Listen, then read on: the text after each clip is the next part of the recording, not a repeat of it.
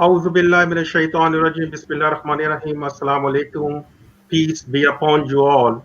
My name is Fatihul Haq, and it is my pleasure to welcome you all to this interfaith webinar organized by Ahmadiyya Muslim Elders Association, Huddersfield.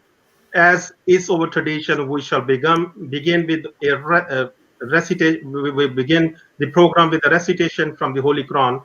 Let me invite Mr. Hafiz Owais Kamal for the recitation and English translation, please.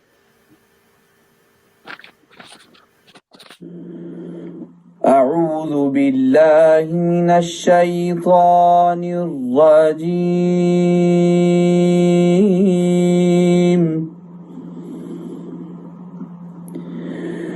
بسم الله الرحمن الرحيم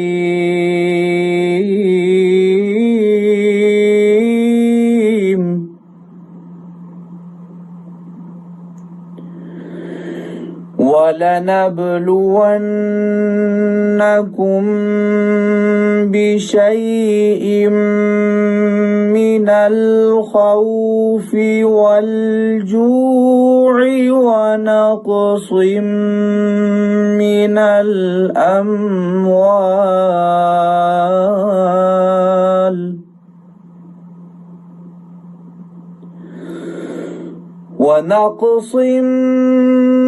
الأموال والأنفس والثمرات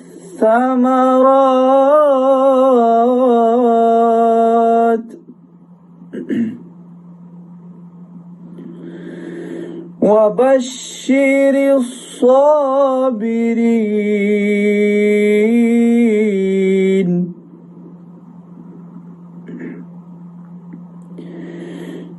الذين إذا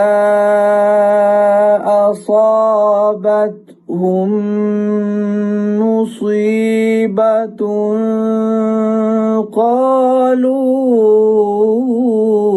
إنا لله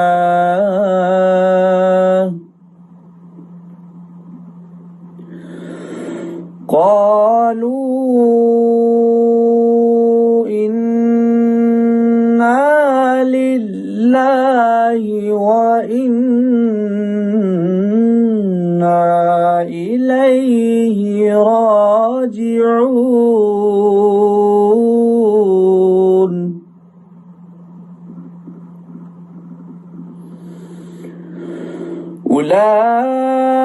أولئك عليهم صلوات من ربهم ورحمة وأولئك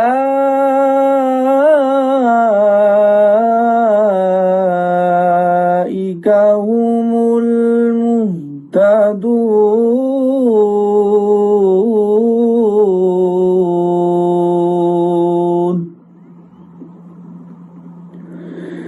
In the name of Allah, the most gracious, the ever merciful. And we will try you with something of fear and hunger, and loss of wealth and lives and fruits. But give glad tidings to the patient, who, when a misfortune overtakes them, say, surely to Allah we belong, and to Him shall we return. It is these on whom are blessings from their Lord and mercy, and it is these who are rightly guided.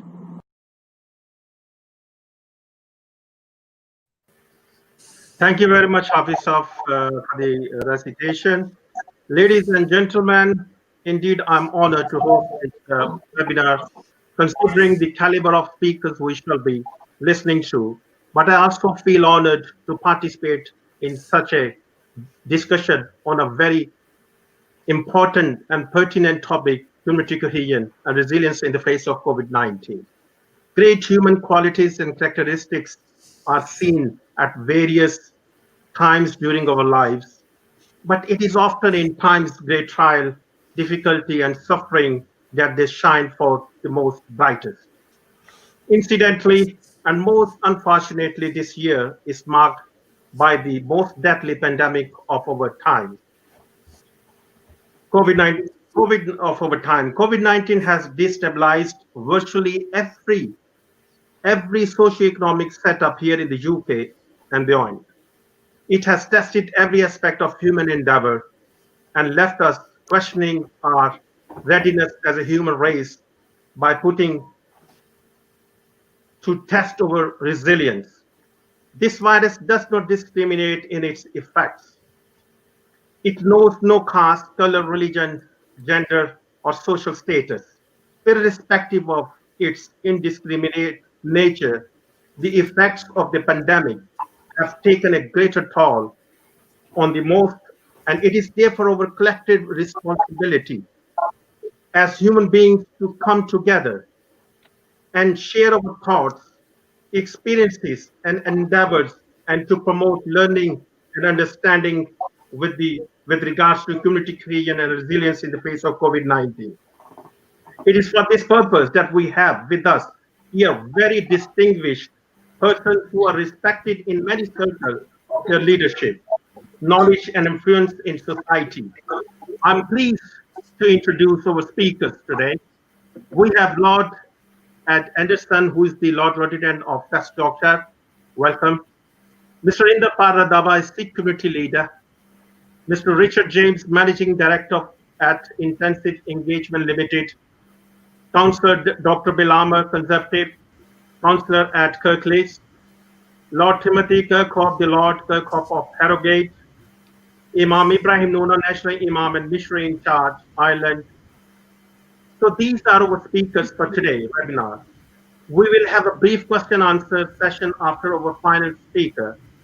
If you wish to ask a question, please type it in the live chat. Thank you. After the question answer, we will have a vote of thanks by Mr. Munir Ahmed Guman, who is the Ahmadiyya Muslim Elder Association local leader. So without further ado, may I humbly invite our first speaker, Lord Ed Anderson. But I have to mention here, I would like to graciously thank Lord Anderson for giving his time and speaking us today. Unfortunately, will be deprived of his company due to other engagement and for the rest of the evening, but we are ever so grateful and wish him all the best. Can I invite Nottingham, West Yorkshire, please? Well, good evening, everybody, and I'm very pleased to give these opening remarks at this interfaith webinar today, and I thank Fatihul Haq and the association for inviting me. I should say that I'm not a lord, by the way, but I will introduce myself. My name is Ed Anderson, and I have the honour and the privilege of being the Lord Lieutenant of West Yorkshire. Every county in the United Kingdom has a Lord Lieutenant who is appointed by the Queen to be her personal representative in that county. The monarchy is a force for unity in our nation, and that was reflected in the recent tour of Scotland, England, and Wales by the Duke and Duchess of Cambridge, which included a visit to Batley here in West Yorkshire. It is also reflected in the activities of Lord Lieutenants around the country. As Lord Lieutenants, we see the promotion of social and community cohesion as a very important aspect of our role, and also to shine a light on all that is excellent in our counties. So today's theme, community cohesion and resilience in the face of COVID, is very consistent with our aims, and that is why I'm pleased to introduce this event today. When the pandemic first hit us, I think we were all struck by two very important things. Firstly, it brought home the fact that all our fortunes and our well-beings are actually interconnected with each other. This sense of not putting your family or your neighbor at risk by your own actions. And secondly, there was a very swift realization that there were many people in our communities, particularly the older, vulnerable, and isolated people, who would not be able to manage once lockdown started. Individuals, charities, voluntary groups, and many businesses sprang into action in a whole variety of ways. These included the production and delivery of food parcels, collecting prescriptions from those who were unable to go out, telephoning people who would otherwise have been isolated. There were many more examples of this. And at this point, may I congratulate your own organization and yourself, Fatihul, for the great work that you and your colleagues have been doing during the pandemic. Partway through the summer, I realized that one thing I could usefully do as Lord Lieutenant was to thank people and groups. So, with the help of the community foundations and the local authorities who provided me with lists, I wrote and sent several hundred thank you cards and emails. I realized that even then I was only scratching the surface of the amazing good work that was going on across West Yorkshire and, of course, across the country and across the world as a whole. So, with the help of the Community Foundation for Calderdale, I produced a short video which highlighted some of this wonderful work.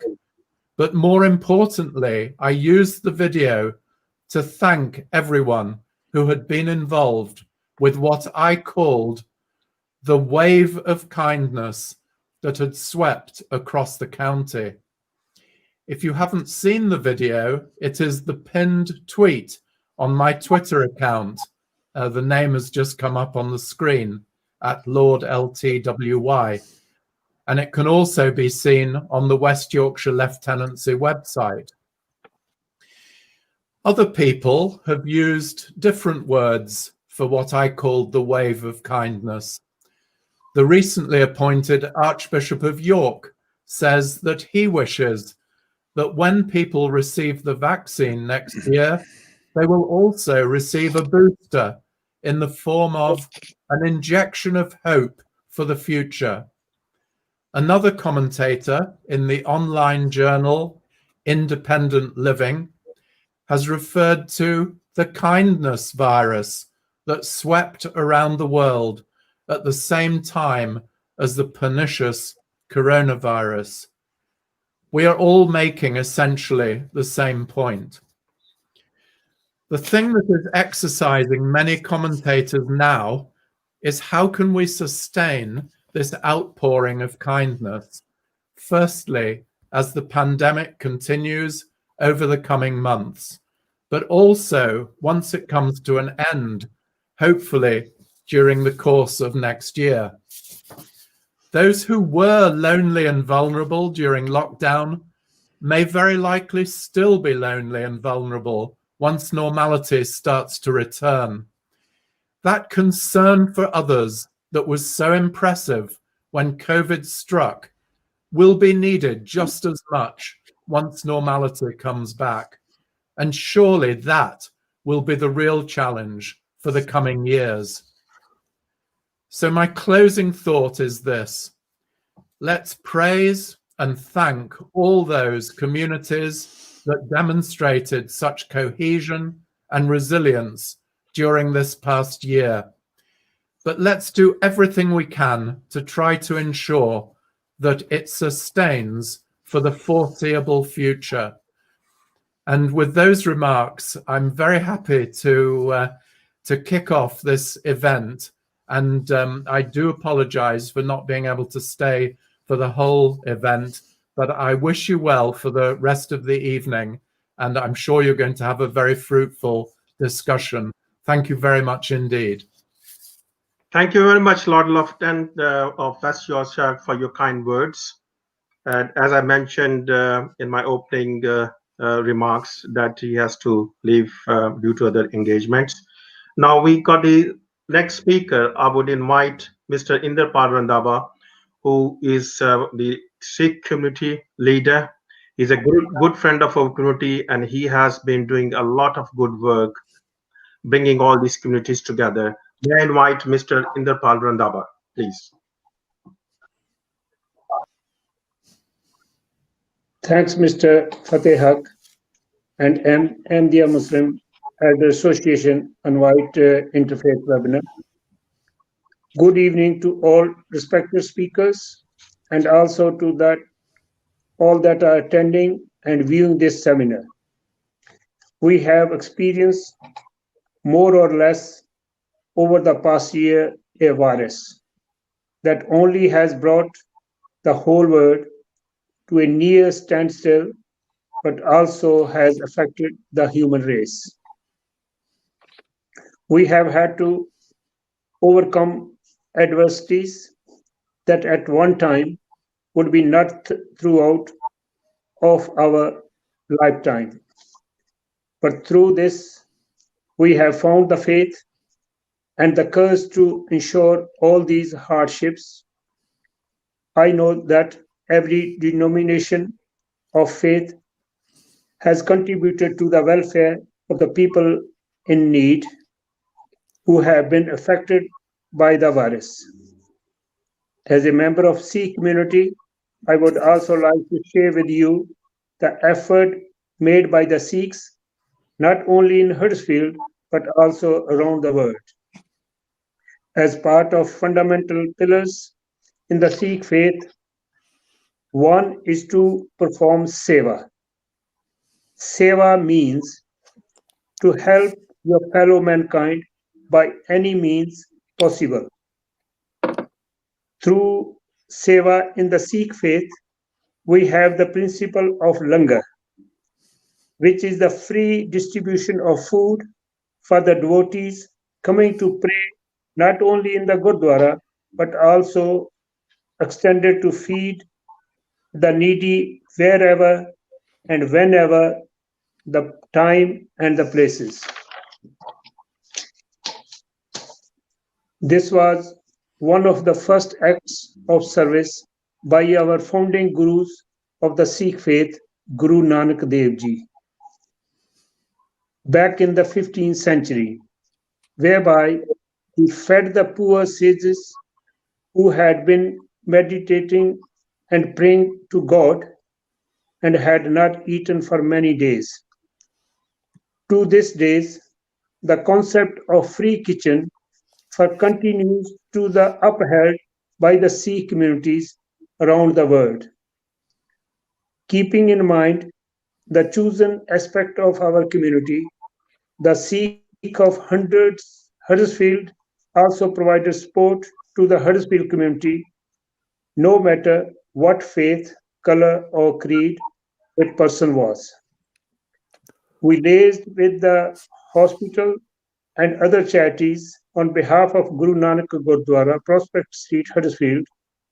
We raised and donated a sum of £6,000 to the Welcome Center Food Bank organization so as help them support people during the COVID-19 pandemic.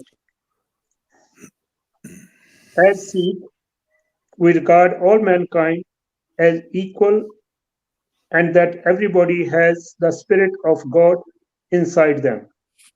And what the philosophy of the brotherhood of mankind, together through our we strive to serve our communities in the future as well. Thank you to all the members of the Huddersfield community. Thank you. Thank you very for much, listening. Mr. Inderpal Randhawa, for your kind words, and your community has been doing an excellent job. Thank you very much, sir. And now we've got the next speaker. I would invite Mr. Richard James. Richard James, he's the managing director at Intensive Engagement Limited. May I invite Mr. Richard James? He has been he has been involved in a lot of community engagement and community program and projects. I'm sure he's going to highlight those things, what the work has been done during this pandemic. Richard, please. Yes, thank you very much, and thank you for the opportunity to contribute to this webinar, and especially alongside such esteemed guests to consider the value of community cohesion and resilience. I thought it may be of interest to offer some observations and findings from being involved in community engagement for quite a number of years, though none like the last 12 months. And I thought it might help if I briefly talked about that in 3 short summaries. The first is what we thought we knew 12 months ago.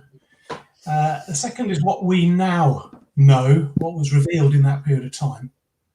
And the third, and I think going to one of Mr. Anderson's points, is what are we going to do about it? How are we going to sustain momentum? What is the opportunity or challenge for leaders? So I guess in many senses, and on a personal level, coming from a police background, we know there are places where crime is rife around the country, where the vulnerable are exploited, and where self-interest motivates many behaviours. We know there are places where older people sit alone in their houses and their rooms with no daily interactions or visitors. And we know there are places where drugs are part of a new currency, a tool for exploitation, where violence is power, and where the lives of many experience daily abuse that's never reported. We know where crime is described as being organised, where people suppress hope and ambition, and where those beliefs can inspire hatred. And there are places that maybe many had given up on. And we often call those places, when we see them reported, hotspots, no-go areas, vulnerable localities. We give them points and we classify them on various scales, indexes, tiers, and league tables, so that decisions can be made on some mathematical or evidence-based methodology over what goes on in those places. But what we now know, I think, adds to that. What did 2020 show us? Well, it absolutely showed us that every community is filled with people who do have hope, who care, and who want to be part of a better place. Every place is filled with people who can describe a better future. Children who can draw a better walk to school, a better park and a safer street. And local people who talk about what's really going on and how they want to take part in tackling local problems, how they support the vulnerable. And we heard some examples from my friends before on what has been going on locally, sharing what skills and abilities they have. The Daily News has been filmed with this fantastic stuff. It doesn't get long enough. It's the information that the charts that we keep getting don't really contain. And in fact, when tested, there's a level of community resilience that is quite breathtaking.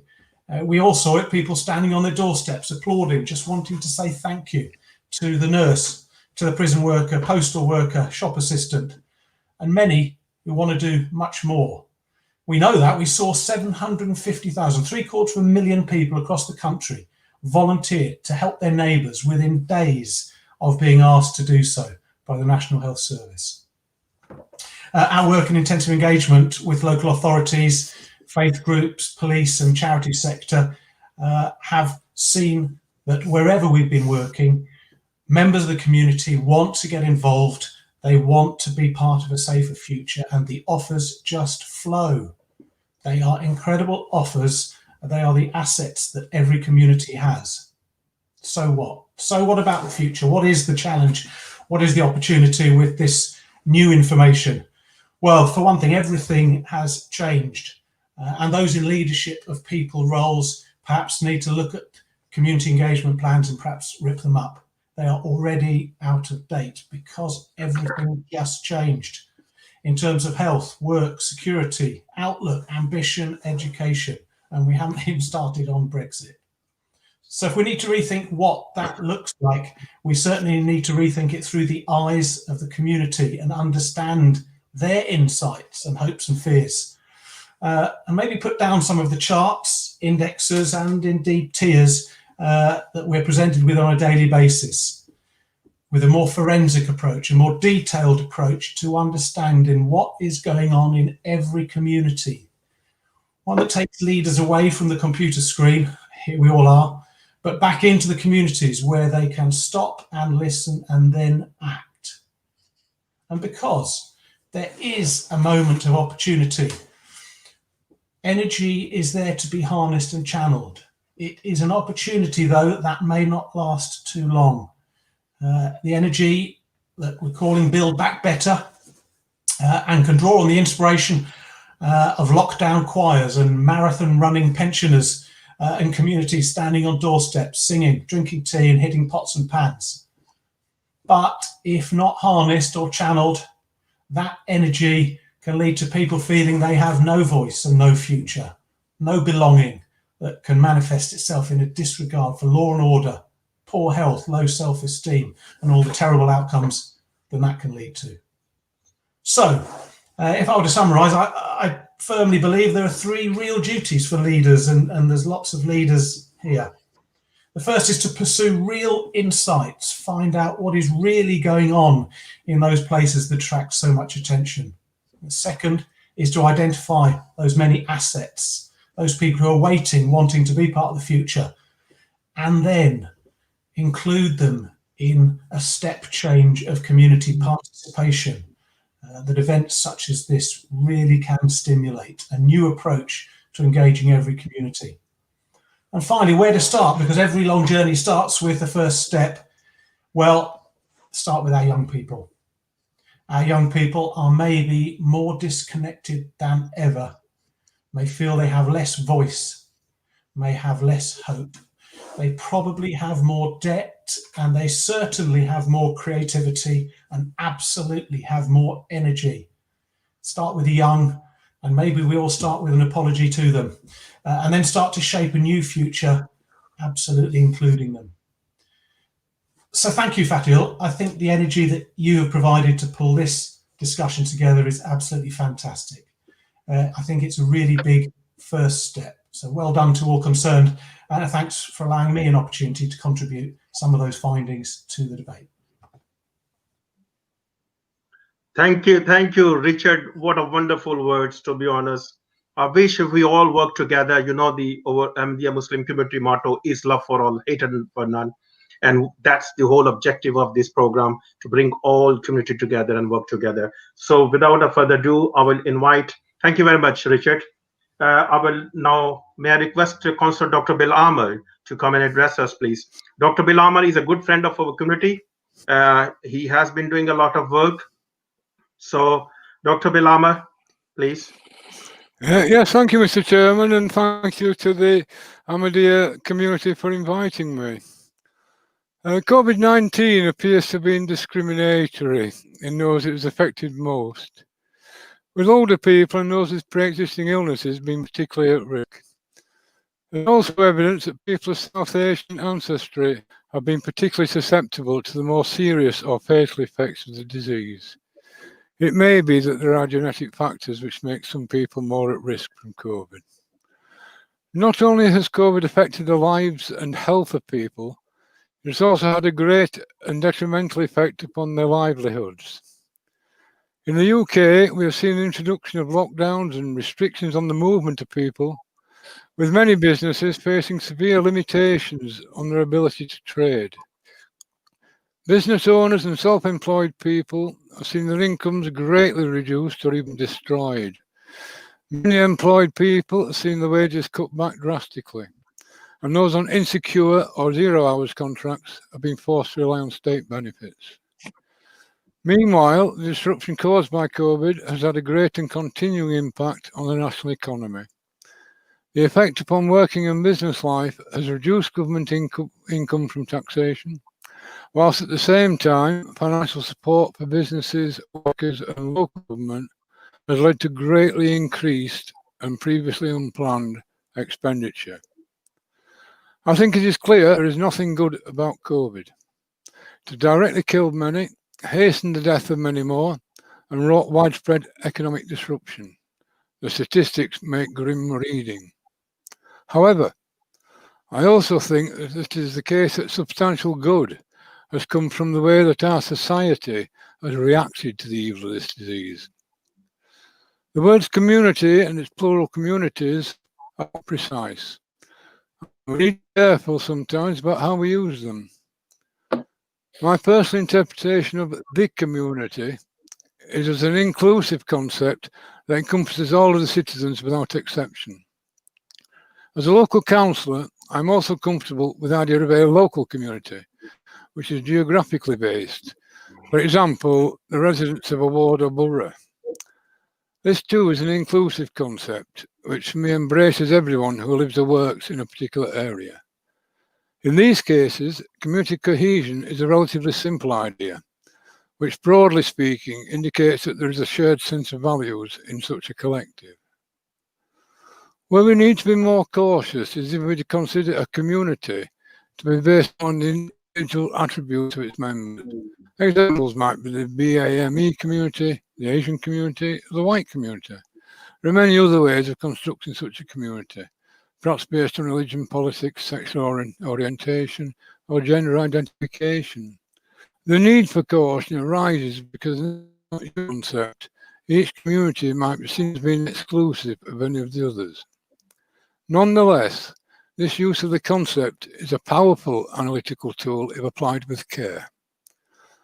With this in mind, I think it is useful to define community cohesion in a sense which is akin to thinking of the community or society collectively as a type of machine, with different communities being its component parts. Any one of these parts, whilst being in some ways very different to the others, is equally important to the proper working of the machine. On this analysis, community cohesion is a measure of how effective the machine is in its workings and how well different people or communities can work together towards a common end. As a local councillor, I've seen close up the way in which communities have banded together to help the more vulnerable members of society. Individuals and organisations have voluntarily and freely offered their help to those required to shield or who are otherwise disabled or ill, in collecting essential items such as prescriptions, perhaps going shopping. Equally important have been those who have given of their time to maintain human contact, perhaps by telephone or IT, with people who would otherwise have been extremely isolated during the pandemic restrictions. I have seen the proliferation of food banks, most of which also include non-food but essential items, to help support the financially insecure across all sectors of society. Some of these provisions may be by religious bodies, others by persons supported by one or another temple, synagogue, mosque, church, or any other seat of religion. I have never heard of any of these refusing to help someone in need who is not an adherent of their own religion, their offers being for everyone. Other individuals or organisations of no religious persuasion have come forward to help, motivated purely by a desire to comfort those in need. Businesses, both local and national, have donated goods, money, or time and expertise to help address need in the general population. All of these have been motivated by altruism. They are to put the needs of others over those of themselves. Collectively, and usually unconsciously, they have shown a very, very marked degree of community cohesion. This is important, for if it is to mean anything of real value, community cohesion has to be spontaneous. Yes, we can seek to foster community cohesion and try to provide a social framework within which it can flourish. But ultimately, we cannot enforce it. It has to come from within the hearts and consciences of individual people from across the social scene, my apologies. In short, the community must wish to be cohesive. There is a further indication of community cohesion to be found. Very largely, all sectors of society have shown considerable respect for the various rules and laws which have been introduced to attempt to slow the spread of COVID. This widespread obedience is of itself a very clear indication of a cohesive community, and it must not be overlooked. I take great heart from what I have seen during this pandemic. in terms of reaction of communities, but I am now convinced that our society is fundamentally cohesive. Clearly, the mantra of our hosts, that we display love for all, hate for none, is a guiding principle in the search for community. I would, however, love to quote from a person from a different party political organisation to mine, the late MP Jo Cox, who was sadly and outrageously assassinated on the streets of Kirkhope. In her maiden speech to Parliament, she said, "We are far more united and have far more in common with each other than things that divide us." She was correct. Thank you, Mr. Chairman. Thank you very much, Dr. Bill Ahmed. Thank you very much. Thanks for your nice and kind words, to be honest. So I would now, I would invite the Lord Kirkhope of Harrogate. He's a good friend of our community as well, and he has worked at the front line. He was MEP as well, and he has been doing a lot of great job. Now, may I request Lord Kirkhope of Harrogate to come and address us, please. Assalamu alaikum, and my good wishes to everybody who is taking part in this important discussion this evening. I come from a background where I was, as many will know, a Member of Parliament in the House of Commons, first of all, in the late 1980s and 1990s. And during that time, I was allowed to be the Minister in the Home Office responsible for all matters to do with community relations and race relations in the UK. And subsequently, I spent 17 years as a member of the European Parliament for Yorkshire before I came back to the House of Lords, where I was appointed in 2016. I am a lawyer by profession, but I have a background in politics, which goes back a long way, but has always been very much concerned with our region, in particular, of course, Yorkshire. And I've seen some dramatic changes in the general community relations which have developed over the last few years. Most of them very positive. Occasionally we've had appalling aberrations, which have been referred to a moment ago by my councillor friend, such as the way in which Jo Cox was taken from us. But by and large, I think it is fair to say, and I agree with him in his remarks, that community relations have been improving. And they have been improving because the communities themselves have been actively involved in the process. Your own faith and your own people have been instrumental in that. And that is why I'm particularly grateful to you for hosting us this evening.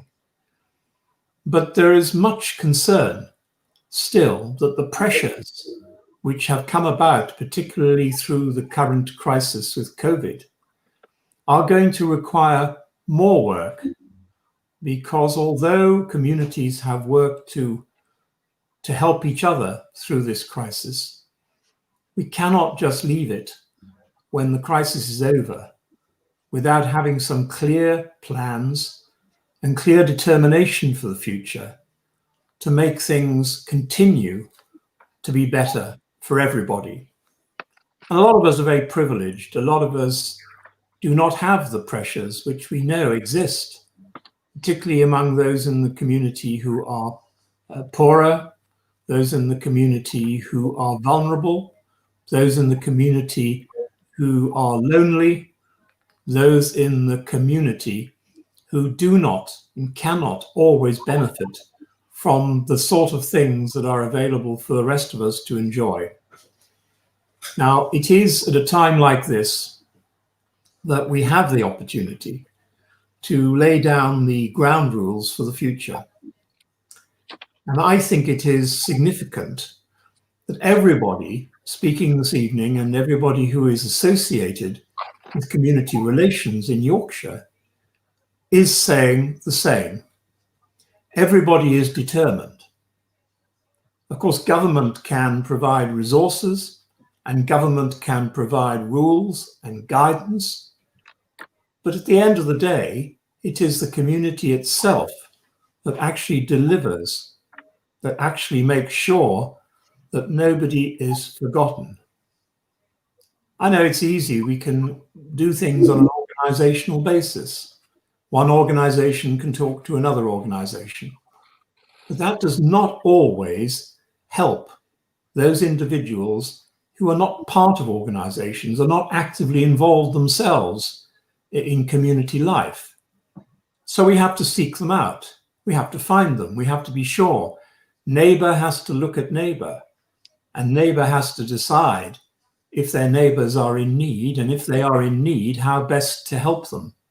And you know, I know money is a big issue to everybody. We always talk about resources and not being enough resources available.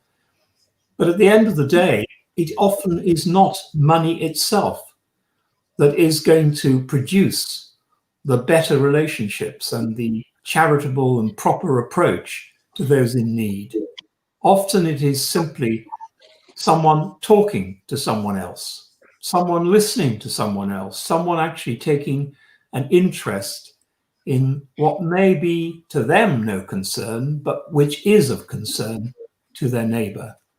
And only by doing that can I really think that we are going to keep good relations. Now, I'm delighted that in terms of the different faiths that exist in Yorkshire, there has been a great coming together. Whether those faiths are based on Islam, whether those faiths are based on Sikhism, whether they are based indeed in Christianity and others, they all are speaking together. And I think the key to our success in future is that they should continue to do so.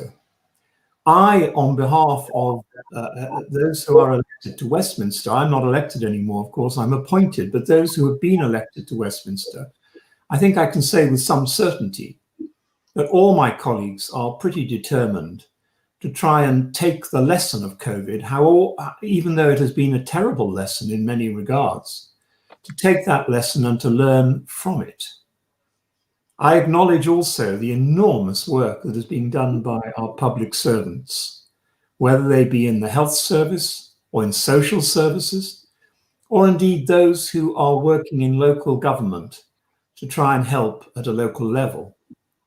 But I think it is up to us now, all of us, and that includes my colleagues and I, to lay down those ground rules that I mentioned, to work together and to do whatever we think is best to try and make sure that nobody, whatever their status in life, is forgotten. Thank you. Thank you very much, Lord Kirkhope. Thank you very much for your kind words. And now we have the next speaker is Imam Ibrahim Nolan Sahib. He's the missionary in charge of Ireland. I would request Imam Ibrahim Sahib to come and address us, please.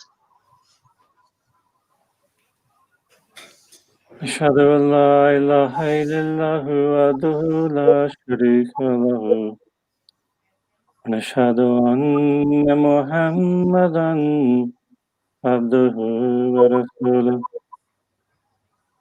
أما بعد فأعوذ بالله من الشيطان الرجيم بسم الله الرحمن الرحيم. Firstly, let me begin by thanking Lord Kirkhope. I was really moved by all the speakers and everything that they said. But Lord Kirkhope has really touched upon fundamentally all the most important aspects which really need to be reflected upon, meditated upon, and acted upon in the coming weeks, months, at least a year or so. And I really hope that the very foundations which he referred to would indeed be worked upon. I'm very honored, to be truthful, and delighted to be part of this program, this webinar, on a very, very important subject of community cohesion, resilience in the face of COVID-19. It is definitely something which is extraordinary that we're seeing in our lifetime. And when I use the word our lifetime, I mean people in the same age bracket of that what I would be in the early 50s. I often remember the stories, the narratives of my grandparents, all who served in the armed forces, Navy and Army during the Second World War, in the British Army and the British Navy. And we often heard of those very challenging moments of that time. And the most important thing to take from that is that the United Kingdom, and indeed many countries, including my own country, Ireland, that the United Kingdom, a place which was my home for 25 years, a country that I came to love and consider my second home, and indeed I still consider it my second home, is that the United Kingdom is no stranger to challenges, to crises. It has faced so many throughout its history. Probably the biggest being the Second World War. But the beautiful thing about that time, and the beautiful thing, if you can call something beautiful, of course, in the moment of crisis, in the moment of challenges, is there is something very blissful, very unique that comes from them. And certainly within many of the challenges that the United Kingdom faced, and indeed Europe and the world, the United Kingdom has always rose to the challenges, has always come up and raised its head, and with full resilience came together and unified as a nation. So once again, we are, and I use the word we in that the United Kingdom, Scotland and Wales and Cornwall and Northern Ireland and Ireland, we're all part of the British Isles, as they were called. We're all in this together. We can't deny that. We have a lot in common between all these 5 nations as such. So once again, we have a challenge and we have a crisis. And that is, we have to realize and we have to accept that within the United Kingdom, you have clusters of communities. And those clusters of communities are various faiths, various nationalities, various cultures. But many belonging to those cultures and faiths and communities, many of them are second, third, maybe fourth generation born in the United Kingdom. And they may be white, black, Asian, Chinese. They may be, as I already mentioned, different faiths. They may be Muslims, they may be Christians, they may be Sikhs, they may be Hindus and Jewish community. But they consider themselves to be British. They consider themselves to be part of the British fabric. And that is something which I'm sure you already know, that the Ahmadiyya Muslim Association Elders Association, and indeed the greater Ahmadiyya Muslim community, they're extremely proud to be part of the British fabric. And I had the honor of serving as the national president of the United Kingdom youth organization when I was living in the United Kingdom. I'm very proud to say that. And I saw for myself the pride within our community, the Ahmadiyya Muslim community, I saw the pride in other communities included, not just our own community, but in our own particular community, in our youths, as Richard James mentioned, and it's something I agree with what he said, they are the future. What we see as doctors and nurses and police officers and teachers and members of parliament, lords, all within our community, judges, and so much more, many are in the front line, giving their lives or giving up their time as professionals, given the possibility of losing lives in this COVID-19. In fact, indeed, some people have.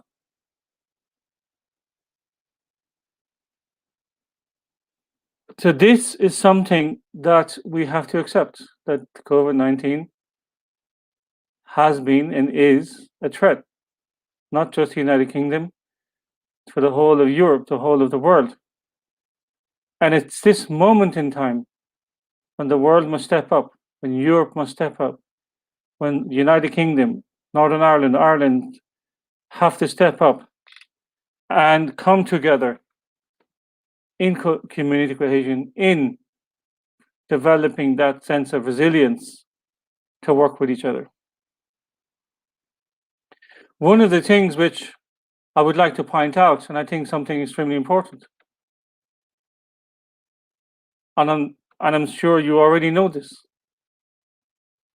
Unfortunately, Islam sometimes gets a rough end of a lot of things where people question the loyalty of Muslims. And that's why I mentioned about doctors and teachers and police officers in the armed forces, navy, military, teachers, judges, lawyers, all part of our community, the Ahmadiyya Muslim community, are all serving in these great organizations because they love the United Kingdom. And that is something that COVID-19, I hope, brings about, that others will see the Muslim communities working for them, helping them, doing everything they can to care for them as a community, of united community. I would like to share with you why we do this. Why? Indeed, I would imagine all Muslim communities and all Sikh communities and every other community for that matter, but why do we as an Islamic community, as the Ahmadiyya Muslim community, why do we do this? Question often asked to me. Well, number one, Islam teaches us to be charitable. The Holy Prophet, peace be upon him, said, every good act is charity. So as a Muslim and a Muslim community, we know that anything that we do or that we want to do, we must do, has to be based upon helping others. Something the Holy Prophet said, which really moved me many years ago when I first read it, is when he said, look for me among the weak and the infirm, for you are succored and provisioned because of those among you who are weak and helpless. So our Prophet of Islam, Muhammad, peace be upon him, told us, you will find me amongst such people. You will find me helping them, looking after them, taking care of them. The other part of COVID-19 is the concept of being a neighbor. And Islam gives such emphasis on your neighbor that we're often instructed by our beloved Imam, the fifth Khalifa, His Holiness Hazrat Mirza Masud Ahmad, the spiritual leader of the Ahmadi community for the world, who resides and lives in the United Kingdom, often tells us, take care of your neighbors. And I remember once when he visited Ireland, the first thing he asked my neighbors, why was I treating them well? And thankfully they all said yes. The Prophet Muhammad, peace be upon him, said concerning neighbors, let not any of you neglect the least chance of doing good. if you can meet your brother with a smile on your face. He said, when you're cooking some food, put some extra water, some extra meat, and boil it, and make a broth, and hand a portion of it to your neighbor. This is why we do what we do. We do it because we love the countries that we live and we serve them. It's part of our faith to be loyal to the country that we live in. And this is what I hope that COVID-19 should bring about, is that those who doubt, perhaps, the Muslim or the Islamic participation, well, they should see clearly that not only are we being instructed and reminded every week by His Holiness to ensure that we are helping our neighbors. The Lord Lieutenant mentioned about the Duke and the Duchess of Wales and their recent tour. We had the honor in my home city, Galway City in Ireland, where they visited here. And the whole city, the whole Galway City, were really moved by their visit. Really moved. I really hoped they had visited our mosque, but they couldn't. The reason I'm mentioning this is because Ireland now has become a country where we have that cohesion with the United Kingdom as well. In the end, I would like just to say one thing: if any message that should get out there, and these are just expressions of what our beloved Imam is telling us to do. But let me tell you, you will find the Ahmadiyya Muslim community. We will walk with you. We will run with you. We will lift with you. We will push with you. We will pull and we will help. When we talk about the future, as Richard James mentioned, you will find that we will always be with you, even when COVID-19 hopefully will at least get to a level where it's so safe that we can continue a normal life. But you will always find us in the shade of helping you, in the shade of knowing that we'll always be there for you as a community in the United Kingdom. So with that, I would like to end, and I would like to thank Fateh and the Elders Organization for really holding a wonderful event, and I hope that this will prove to be fruitful. And again, I'm really delighted that he invited me and asked me to participate in this. Thank you very much. Thank you very much, Ibrahim Nonan Sahab. I have a few questions. The first question, either Lord Kirkhope, if he can answer: how can we build resilience in societies against future shocks and disasters? One of the big questions is, what sort of future disasters are we looking at, and can we ever predict what may or may not happen? Yorkshire has suffered. It's interesting that not only are we currently enduring the effects of COVID, but we also have been suffering from floods.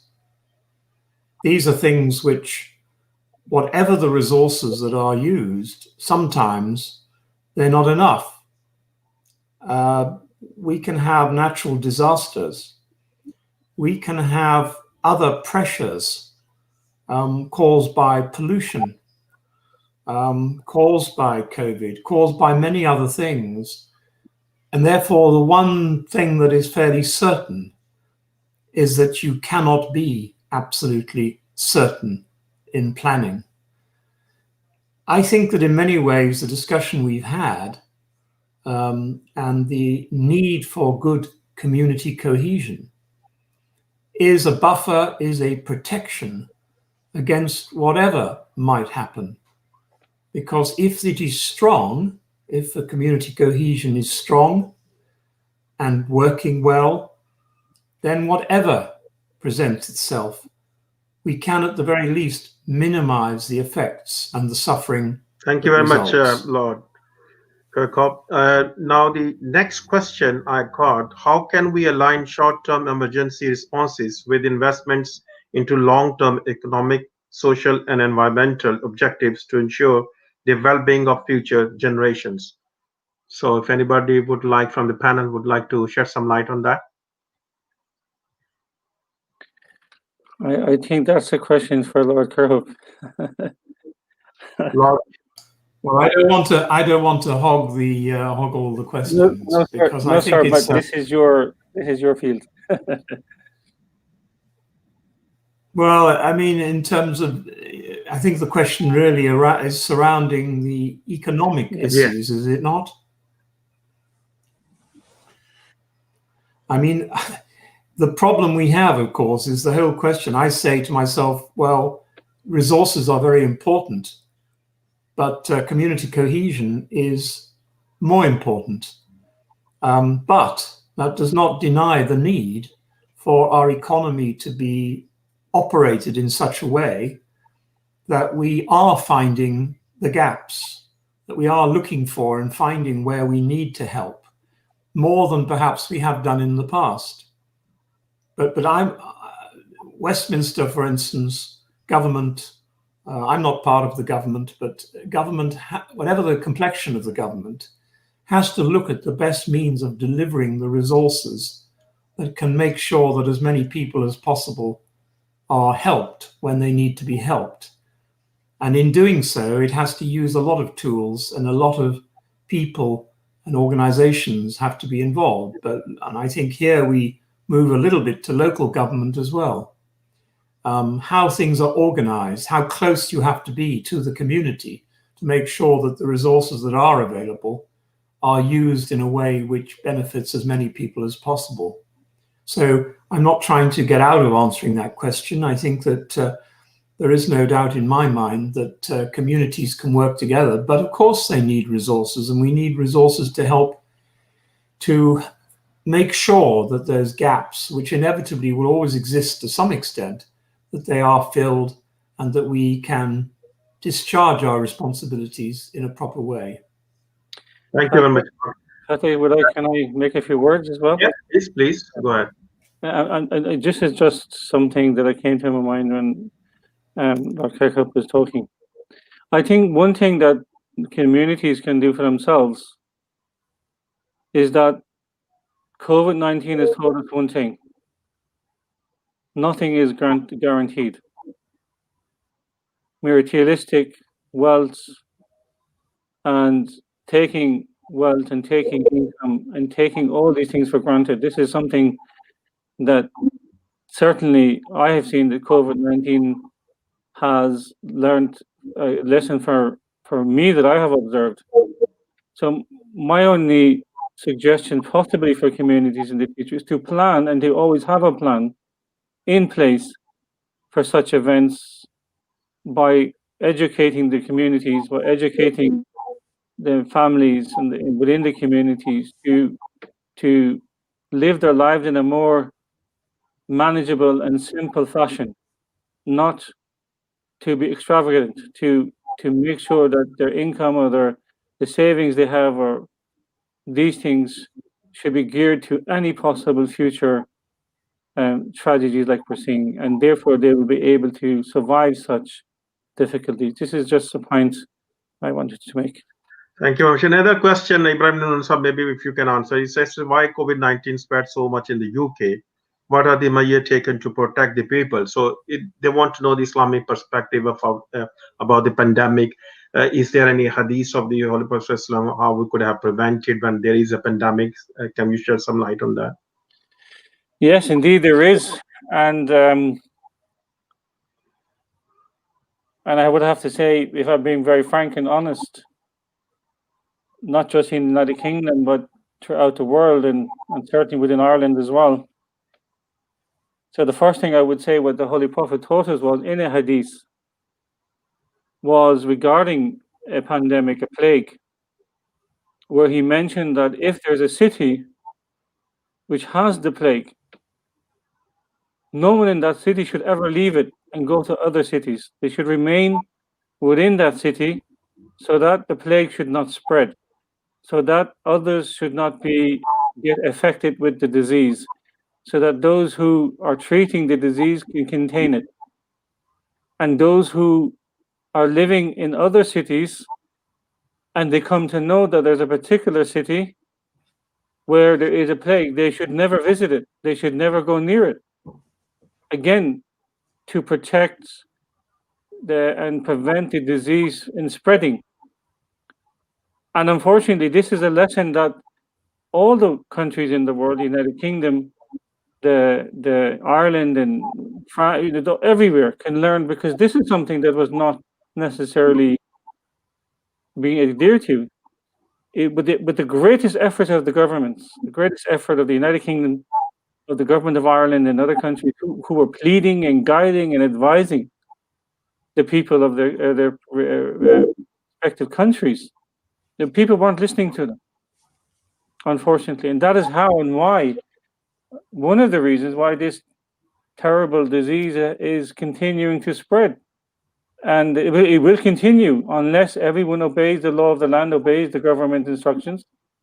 That's what the governments do. They're there to protect. And that's what Islam teaches us, that to listen to those who are in authority among you, and follow their instructions.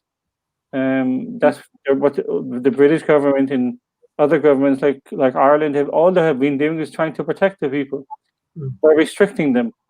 And even though this has been extremely difficult for the young people, I mean, I have young adult children myself, teenagers and older boys, young adults in their early 20s and mid 20s, and they're the ones who are really finding it difficult as young people. But as I have explained to them, that by not obeying the rules, by not obeying the laws which are set, what you're doing is spreading the disease, or you might catch the disease. So that's the Islamic teaching, and I think it's a very wise, very sensible advice by the Holy Prophet of Islam when he spoke about such things like this pandemic. Right. Thank you very much, Ibrahim Saab. Richard, next question. What religious leaders can do to bring the communities together during this hard time? Yeah, it's a good question, and I think in part my answer might go to one of the questions earlier as well. You know, what actively can we do when we have offers from the community to get involved? And sometimes in the past that has been treated with as it's good that we have people volunteer to help the community, but how are we actively collating the information those people are giving us of what they are willing to do, where they're willing to do it, how often, and then sharing that information with those people who need that support. And that needs quite an organised approach. It isn't perhaps good enough to have a list somewhere of people who have volunteered occasionally to be involved. We had one community that we were working with that within the space of a few days, 600 people came forward to say they would be and would willing to be part of making their place safer and stronger, from different faith groups, from non-faith groups. And what you have to then do is design, how are you going to deal with that information systematically? And there's all sorts of technical reasons why that's difficult, but that is the role for the local authorities and the local agencies and the charity sector and the faith groups to look at within their congregations, within the mosque, the great many offers that are ready and waiting. How are we making them known? How are we sharing that information? And that is a principal role, we would say, for community leaders to dive into now. Thank you very much, Richard. Thank you very much, Lord Kirkhope. The question is, how do we identify and help those vulnerable who don't visibly associate with people and the community at large? We have to find them. We have to look for them. We have to be aware of people in a way perhaps that we haven't been before. I mean, there are too many people that we have who live in their own. I know the government are very keen on us all keeping a very contained situation at the moment. So of course there are issues with COVID that makes it more difficult to reach out. But an awful lot of people who in normal times live in their own little bubble and may not even be aware of people who live close to them, nearby, neighbors. Some will not even know the names of the people who live next door or in their street or nearby, and therefore not be aware of the problems which a lot of these people might be having. So I think it's a question of positivism, but it can't, I agree, under COVID, it is extremely difficult because it's almost something, it is bad in terms of the health effect, but it's also bad in terms of community effect at the moment. It makes it more difficult for us to reach out and to look for the interests of other people. But that's what we have to do when we get back to a more normal situation. Ibrahim, another question. Somebody is saying after this pandemic, there is going to be economical or recession crisis. What Islamic perspective on that? What communities should be and the government should be doing it? Can you ask that question again, please? It is about the thinking about the pandemic. There's going to be a lot of unemployment, recession. How are we going to tackle it? Maybe if Belama, you want to answer this question, and if somebody wants to know the Islamic perspective, what Islam says about that. Well, I think I touched upon the Islamic perspective in that there is a reality that we can't escape, and that is COVID-19 has affected the economy of every single country in the world. There's no doubt about that. The fact that local businesses, major businesses, international companies, all sorts of commerce and everything, farming, across, there's nothing which has not been affected by the economy aspect of COVID-19, and therefore we have to accept, unfortunately, that there's going to be a long-term recovery. And certainly in Ireland, and I read the Times and other British papers every day as well. There is issues, and companies are closing down. Local small businesses are closing down. Here in Ireland, for example, in my own city of Galway, there's businesses that are not going to open again. So it's a reality. So from the Islamic perspective, as I already mentioned, is that the Islamic community has to look at how to, what's the word I want to use, have to try to look at how to manage their finances with the realization of spending less, of making sure that you're not having the luxury that you used to have before.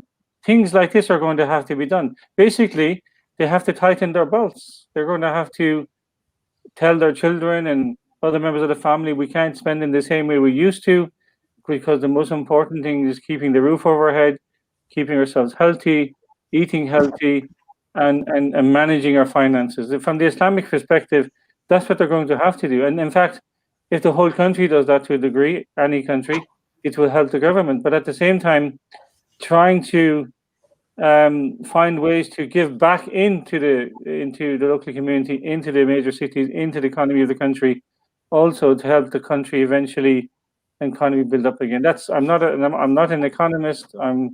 But this is how I see the Islamic perspective. Thank you, Dr. Bilam. Being a local council, the question is, because we are still in Tier 3, what the local council is doing to raise the awareness among those communities, and being a council, what steps have been taken?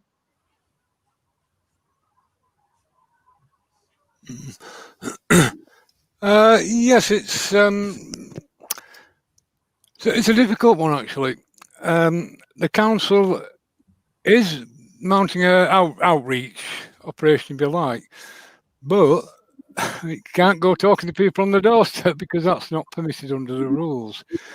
There's a lot of information put out online on Facebook, various other social media. So there are leaflets and councillors. We have our contacts local organisations. I keep them up to date by email, and I also use Facebook to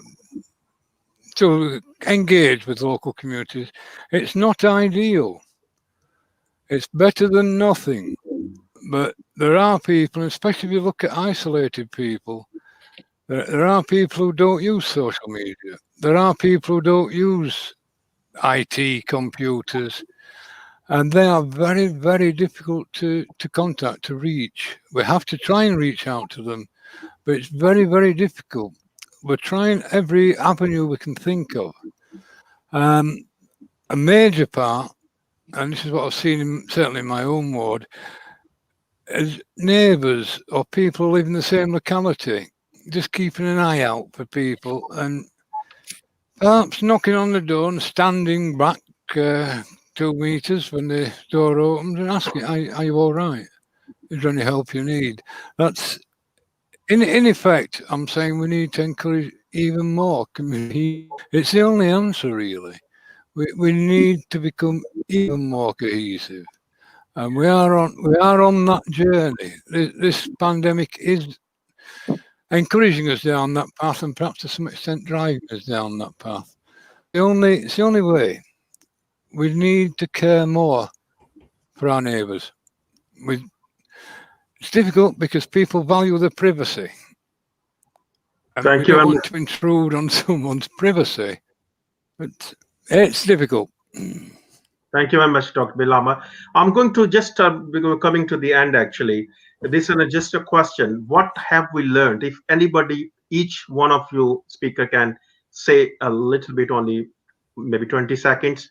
What did we learn from this pandemic? If anybody can shed some light, one each speaker, what have we learned from this pandemic? Well, shall I start on that? Because the main thing I have learned is I was too pessimistic in the past, because I was worried about communities 10 was breaking down. I was pessimistic about it. Thanks, or what I've seen of the reaction, more correctly, to the pandemic has turned me from a pessimist to an optimist. I am now convinced that there is a good future for community and a community in this area. Thank you very much, Bilama. Indrapalji, if you want to say something, brief. 30 seconds, please, on that. What? I think can you unmute your mic, please? I could just say a word, if I might. Oh, sorry, I beg your pardon. It's Indrapalji, 30 seconds, please. We're coming to the end. Yeah, if everybody, look after our neighbors, and this is a hard time for everybody, especially elders who have, need help. And if you need any help, we, buy shopping for them, or if you need anything, take them. And still need to, washing hand, keep distance. Thank you very much. That's all we need. Lord Kirkhope, please. I think what it's teaching us is, if you like, the extremes of circumstances in which we live. A great trial provided by COVID, but we should never underestimate the incredible ability of human beings to counter, to react to situations like that in a positive way. And that includes communities getting together and looking after the weakest in the community, but also amazing work by our scientists, by people who we often have no respect for or don't know much about, who come up with vaccines in time periods which are unthought of a few years ago. And also the benefits of technology. Here we are sitting, having this conference. If we were in the situation 10 years ago or thereabouts, we would have great problems for all the people communicating with each other during this crisis. Communication which has kept quite a lot of people sane, which has actually made sure that suffering has been diminished. And that is as a result of the positive side of science and technology. And as I said, we should never underestimate the ability of the human being, if correctly motivated, to do good things. Thank you very much, sir. Richard? Yeah, I think probably echoing a point that a number have made, it's the depth of the capability that exists in every community.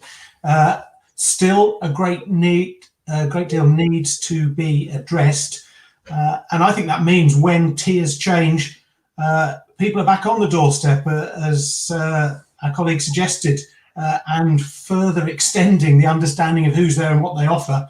As my father used to say, the time to repair the roof is when the sun is shining, and maybe if we have that sunshine, we still make sure we build a stronger and stronger community for what is yet to come.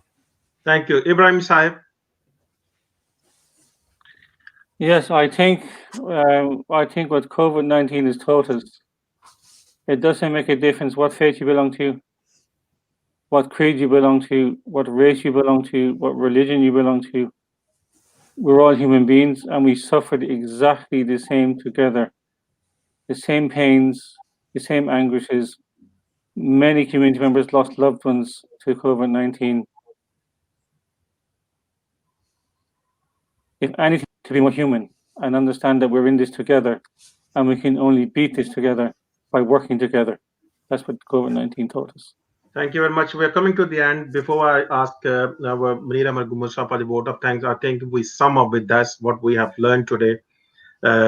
It's if we all work together, all communities work together, respect each other, because as it always says, the communities are like flowers in the orchard, and it's the beauty of the orchard, and we all have to maintain it.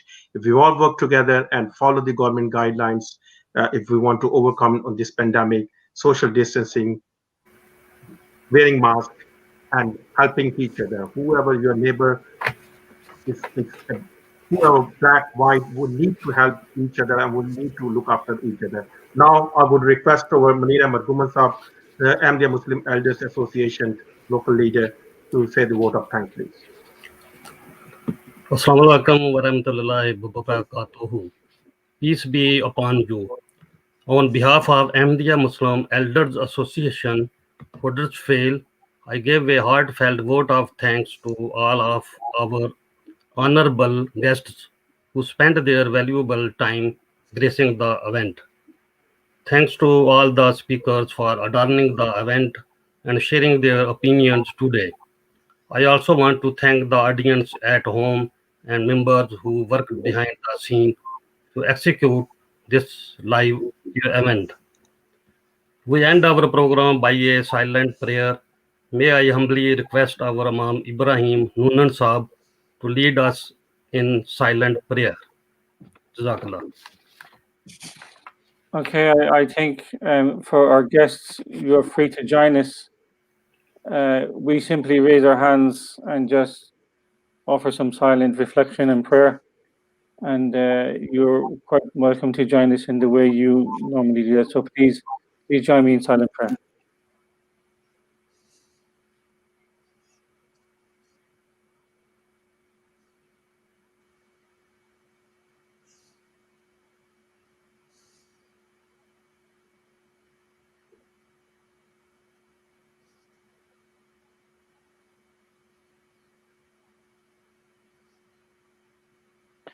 Ameen. Once again, thank you very much for everyone joining us. Thank you very much. God bless you all. Assalamu alaikum. Thank you. Thank you. Assalamu alaikum. Thank you. Well done. Thank you very much. ਸਾਰਿਆਂ ਨੂੰ ਸਤਿ ਸ੍ਰੀ ਅਕਾਲ। Thank you, Ji. Thank you, Inapal Sahib. Thank you.